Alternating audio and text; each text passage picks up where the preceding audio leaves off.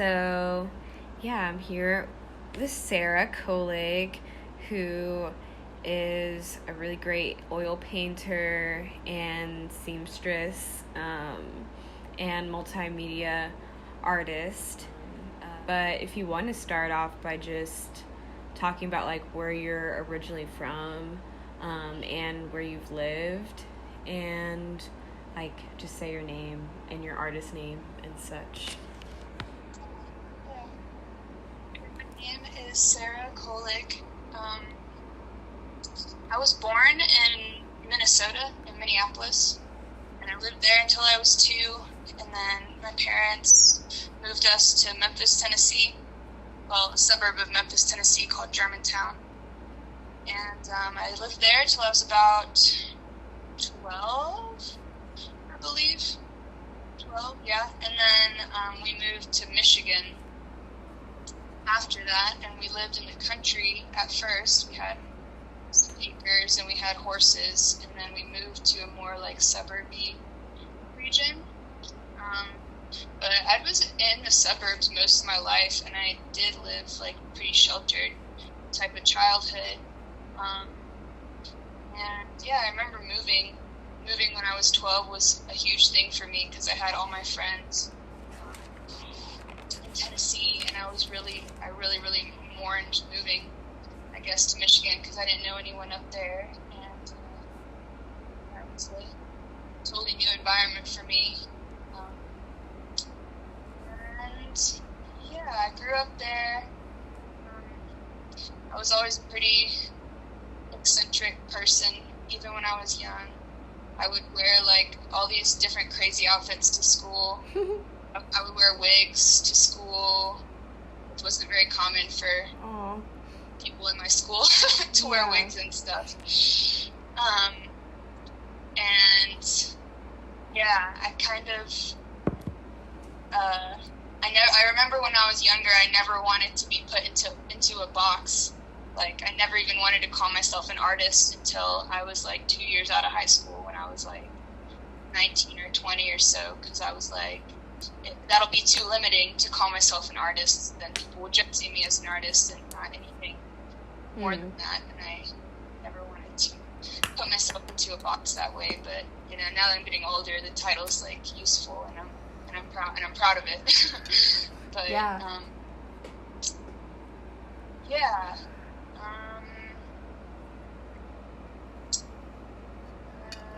I guess I learned oil painting in high school from my high school art teacher, Mr. Gledhill. Ooh.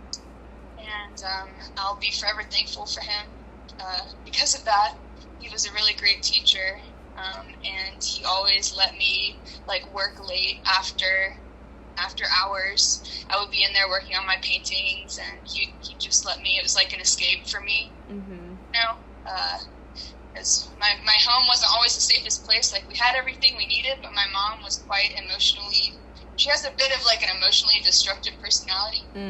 So I would definitely use art as my escape from that, and I would spend as much time as I could like over there at the school. Yeah. Painting, working on stuff. Mr. Gledhill always encouraged me to try new mediums and do different stuff for art class, and so I'm just very grateful for him, like kind of showing me that I don't have to limit myself, and he first put oil paints in my hands, so that's an amazing thing. And ever since I started doing oil paints, I have been so captivated by them. And that's just why I've continued to work with them. I'm still not bored of it, so keep working with them until they're not serving me anymore. I love that. Well, I want to talk about like your name and like who named you and what does your name mean to you? Interesting. Well, I think my name is Sara. And my parents named me. I'm not sure which one came up with Sara, but they wanted a short name that couldn't be shortened to something else. not really sure why that was something that they wanted, but my dad is named Thomas, and he always hates when he's called Tom, so maybe that was his doing. But, yeah, Sarah, I really like my name. It's really common. I like that I share that name with a lot of other women. Yeah. At first I didn't like that because I was like, oh, I don't feel like I'm special enough or something like that. But now that I'm older, I'm like, it's kind of cool. There's a whole brigade of Sarahs out in the world. Yeah. and I'm part of that. It's interesting, too, because, it's a biblical name. And the story goes that it was a woman named Sarai in the Bible. I don't really know much about her. I think she was a princess, but her name was Sarai. And then God reached out to her one day and basically changed her name and said, now you are Sarah. And she is the only character in the Bible that had her name changed by God. Huh. I just learned that story this year, and I found that interesting. It's like, I don't know. I guess it makes me, that story kind of made me feel special, that the name Sarah has some kind of like spoken by God kind of power. Mm-hmm. Yeah. That's sweet. Aw. Yeah. Well, with your childhood, do you think that you learned anything in particular? Did your childhood teach you anything particular that you can think of now as an adult, and see clearly? Definitely.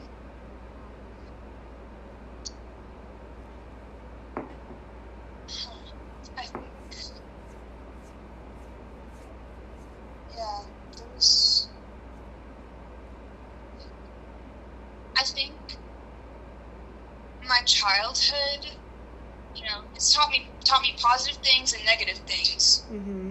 So I'll talk about the positive things first. And two of those things are,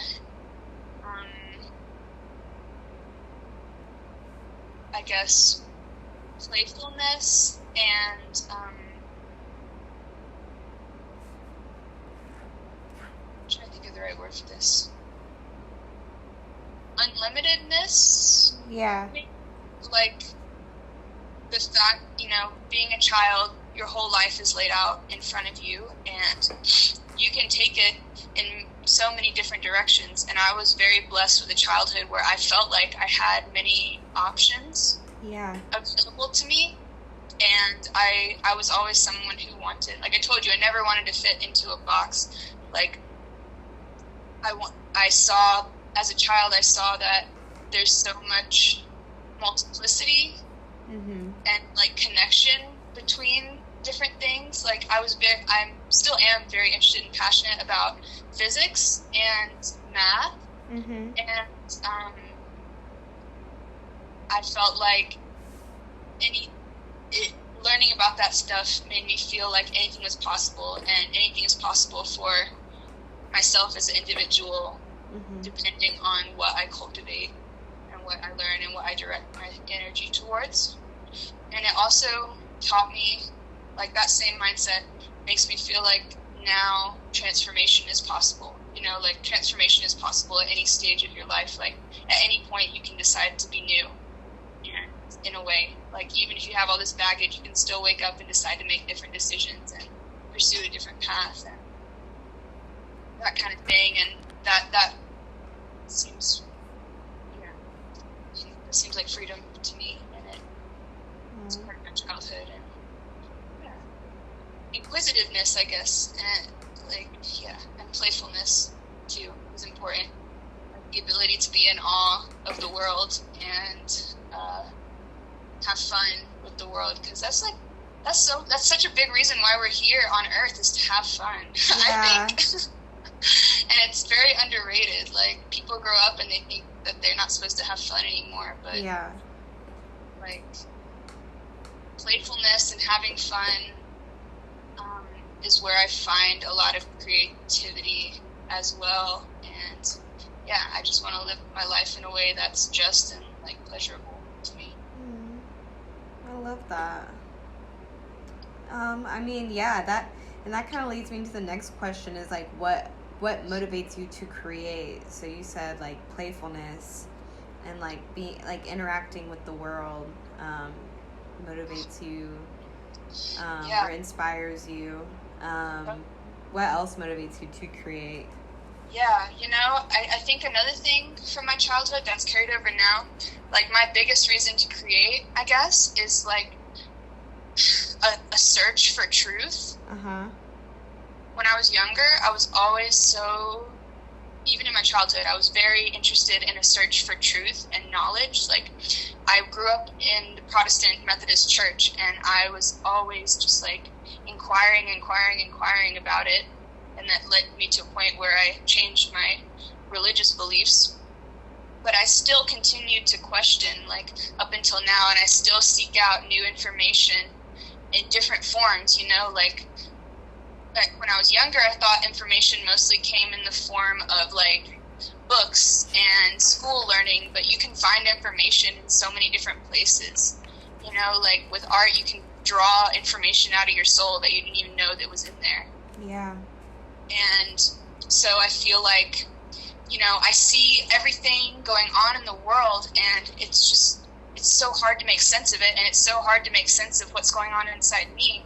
So, like, really, that's the main thing behind my art is, like, trying to find the truth, like, trying to download all this information that's just around me and in my body, and through painting I can search for some kind of truth or knowledge or even beyond, like, knowledge of intellectual type of knowledge, beyond just what's in your intellect, knowledge that's more about what your soul knows. And what's true about everyone's soul, that's what I'm interested in, is what's true about everyone's soul, including mine. And I feel like by diving into my own soul, that's how I can also, like, discover part of what's true with everyone's.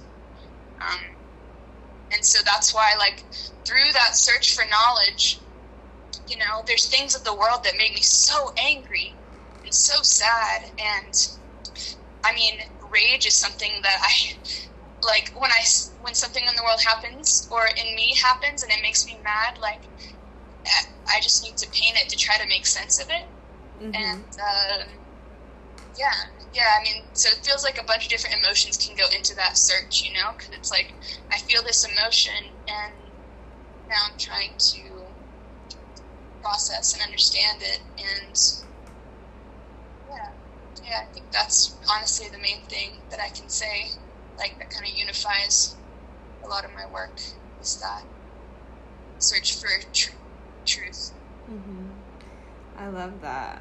I can definitely see that in your work too, like, in the rage thing too. Like, I can definitely see in some of your paintings, like, just a lot of, like, strong emotion, or like something was inspired by a certain event or, like, certain thing that you saw or learned, which is really, I love seeing, like, I love hearing you talk about your work, because it is very, like, you can really see that in your work. Like, it's not just a conceptual thing. Like, it's very clear, and that's cool. Is there anything that's like what motivates your creativity? Is there anything that discourages you when you're creating? Like, or can you, like, remember any type of moments where you felt discouraged with the painting or something like that? Oh yeah, plenty of times. What does that, like, look like for you, or, like, how do you get through that when you feel discouraged, like, with your creativity? It's a bit of, like, in some ways I see it as, like, a bit of a luxury, to get like what they call artist block, you know. Mm-hmm. It's like at this point I'm like, I don't really have time for artist block. I love that. And it's like, yeah, maybe I don't feel as motivated to work on this as I did at one point. But if there's something I'm super frustrated with, usually I'll just start a new painting. Mm-hmm. And that's why I have so many unfinished ones. But yeah, I mean, really, there's not really any secret thing that you can do to stop feeling discouraged or stop feeling unmotivated, because it's going to happen. And all I can figure out to do is just keep doing it. Just keep painting, you know, just keep making stuff. Even if you don't feel like it, even if you're discouraged or whatever. That's kind of the only thing that I've found that really does anything, because, yeah. And usually when I do that for long enough, you know, inspiration strikes again, and I'll feel good and satisfied, or, you know, I'll be able to push through something, and then finally I'm satisfied when it's done, because I can say, oh, at least it's done now. On to the next thing. Yeah. You know, sometimes also it's happened where I get discouraged with a painting, and I put it away, and I'm like, oh, I need to work on that so much more. And then I get it out a couple months later, and I'm like, oh, this is actually finished. Oh, yeah. That's interesting. Yeah. I'm like, the thought's finished. Like, I don't think I can keep working on this because the thought's just not there anymore. Like, the feeling's just there anymore. Yeah. So I'm like, I think that period and that thought for me is over. And it's just time to move on to something different, you know? Yeah, that sounds like you have a really healthy way of dealing with, like, moments when you're, like, discouraged. And that's good. I think that's a hard thing sometimes for different artists. I know, just from, like, talking to different people before about that. Like, some people can get really, like, down on themselves or, like, hard on themselves. But it sounds like you have a healthy way of, like, doing that, of, like, dealing with that, like, artist block and things like that. So yeah, I mean, definitely it's because I've seen, you know, I used to really, I mean, I don't know, I've always just kind of been someone to keep making stuff, but I see people around me and other influences, people I look up to, you know, the way that they create, you know, they're creating every day like it's their last day here on Earth. Mm-hmm. And I'm like, yeah. Yeah. Even when it's hard, like, even when there's so much going on, like, they're still there, like, devoted to their vision, devoted to what they were put here on Earth to do. And yeah, I just try to think of that too as well. I think of, you know, the other people. Yeah. Yeah. Well, a little bit away from the visual art, I know I can't see what you're wearing right now, but, like, can you describe your outfit and, like, what motivated your outfit today? Oh, yeah. Well, I didn't dress up at all, okay. But I'm wearing a t-shirt that I got from the thrift store that has 9 monarch butterflies on it, and the one in the middle is all rainbow. Aww. And it says, be yourself, because everyone else is already taken. What does it say? Be yourself what? Because everyone else is already taken. Aww. And then I'm wearing this skirt that I love that I got like 7 years ago now. Mm. And it's one of the, you probably remember it. It's like I call it my adventure skirt, but it's like a 2-layer wrap skirt. Yeah. That I got. It's like an Indian import that I got at Findlay Market. Mm-hmm. And yeah, it's just a 2-layer wrap skirt that's super comfortable. And yeah, I love this thing. I wear it all the time. I've been wearing a lot of big, long skirts lately. That's good. And, yeah, I love big, long skirts. And I'm wearing some plastic Birkenstock shoes that I got from the Lost and Found at my last job. So yeah, that's what I'm wearing. That's it. Yay, that's a cute outfit. I do know what skirt you're talking about. And I love that. That shirt sounds cute. You always have. I love the way that you layer your outfits and like the different patterns and stuff. Oh, thank you. Yeah. Yes. I love all different patterns. But lately you said you've been wearing skirts and stuff. But when do you feel most comfortable? Yeah, I think I feel most comfortable like wearing a dress or a long skirt. I don't like wearing underwear. Uh-huh.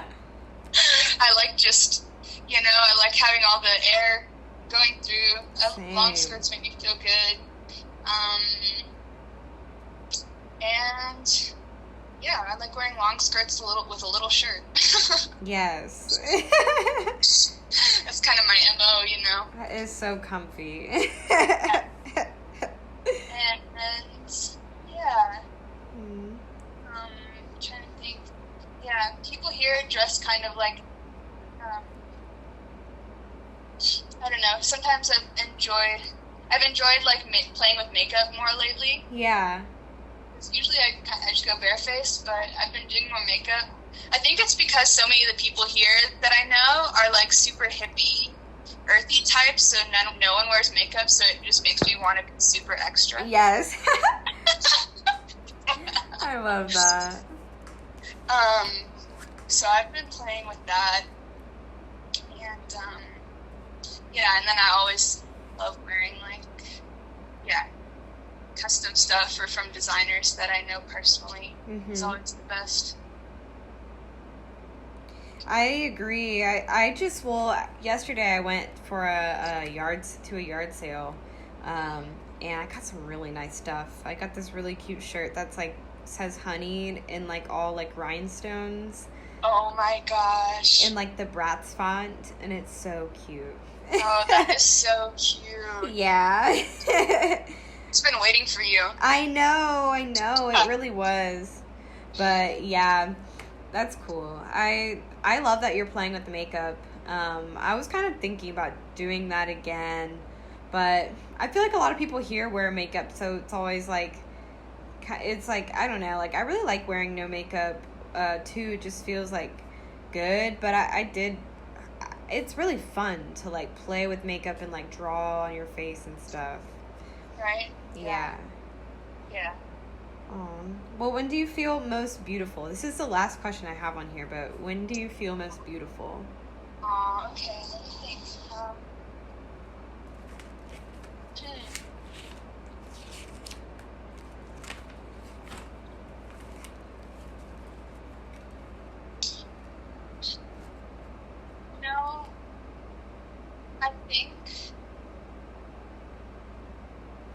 I think I feel most beautiful when I am like with someone else or talking with someone else, and I'm able to like speak life into them in some way, or like, yeah, I mean that's when I feel most beautiful, I guess. Yeah, it's when I'm able to uplift someone else, or I'm able to speak up for myself. I guess it's like, yeah, when I'm doing an action, because that's when I feel really confident and sure of myself in those moments, and it makes me feel like I have an inner beauty that can't, like, that it doesn't matter what I look like on the outside. I feel like so strong and secure in myself in those moments. Yeah. I think, yeah, that's what I would say. That's a really good answer. I know exactly what you mean. And yeah, I think that's a really, that's a really good answer. I don't think a lot of people, explain that feeling as, like, feeling beautiful. But I think that is, like having that confidence makes you feel because there's some days when I could be so super dressed up or whatever, and I still feel like ugly, you know.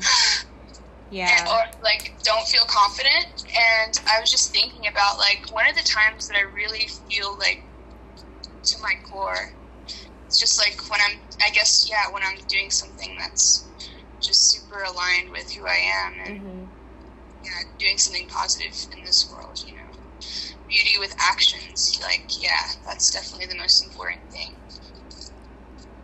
Oh, yay. That's so you, too. So, like, I'm not surprised by that answer. That's so, it's very genuine. That's a genuine feeling. Yay. Well, I'm really glad I got to talk to you about this. Yeah.